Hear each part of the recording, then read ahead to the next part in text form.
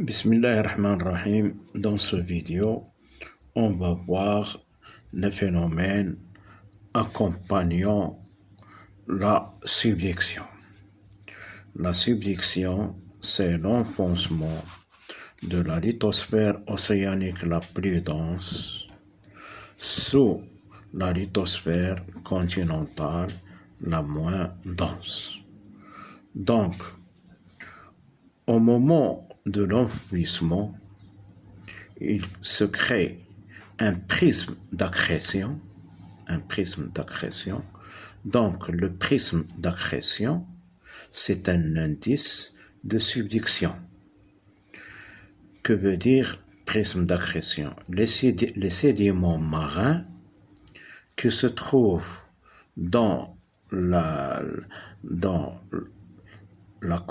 au-dessus de la croûte océanique sont rabotés,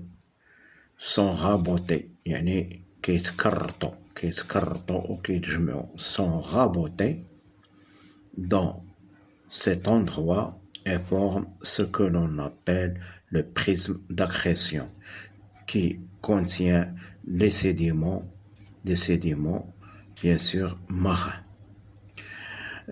Cette plaque qui va s'enfoncer, qui va subduire, contient le basalte et le gabbro, qui est la péridotite, qui ont une densité plus grande que celle de la sténosphère. Donc, elle va s'enfoncer. Cette plaque est froide, elle va s'enfoncer. Donc, le métamorphisme, il était au départ un schiste vert qui contient la chlorite et l'actinote. Il est subi d'un métamorphisme hydrothermal qui contient de l'eau. Donc, en s'enfonçant, le schiste bleu va se transformer, le schiste vert va se transformer en schiste bleu.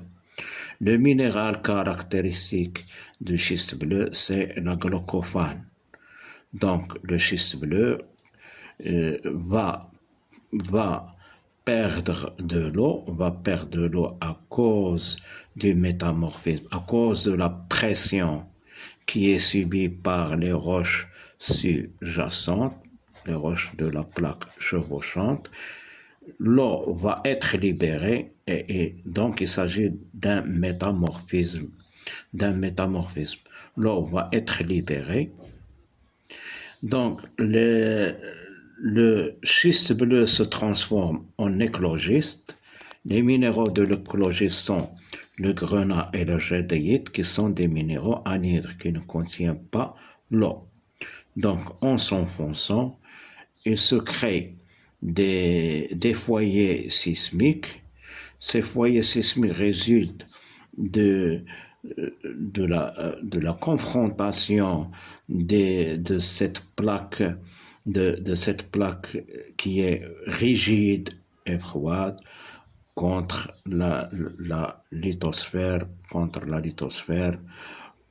continentale. Donc, ce frottement va créer des foyers sismiques qui ont à l'origine des séismes. Les foyers sismiques sont obliques.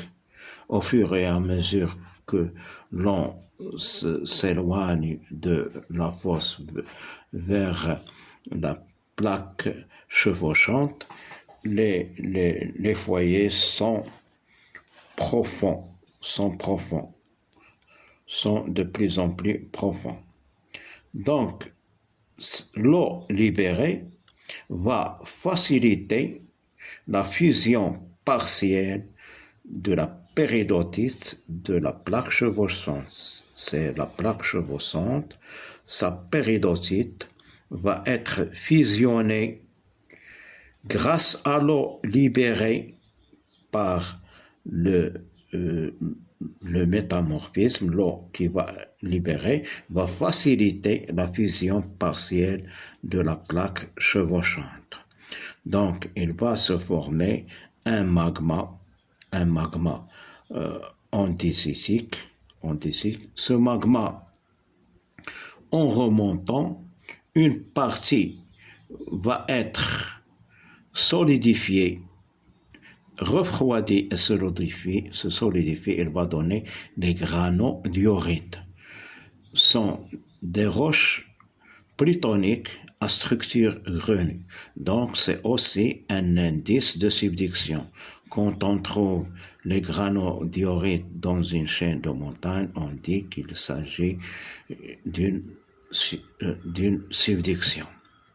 Donc, la roche plutonique de granodiorite s'est formée par refroidissement lent en profondeur, puis l'autre magma va donner un volcan explosif qui va donner la roche de l'andésite.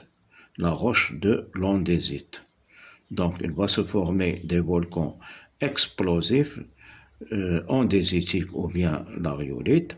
Il va donner des roches volcaniques à structure microlithique, parce qu'il y a refroidissement rapide en contact de l'air qui est froid, et il va se former du verre qui contient des minéraux de différentes tailles, donc une structure microlithique. Donc, la subduction est à l'origine de la formation d'un magma andésite qui va donner des roches plutoniques et il va donner des roches volcaniques.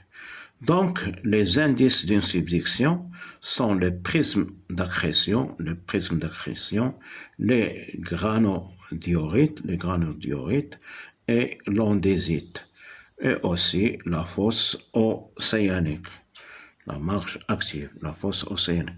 C'est ce qu'on peut dire des phénomènes accompagnant la subduction. Maintenant, on va voir quelques définitions.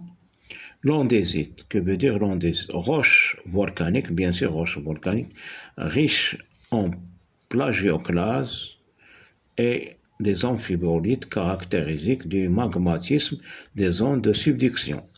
Donc, à chaque endroit où on trouve l'andésite, on dit qu'il s'agit d'une subduction.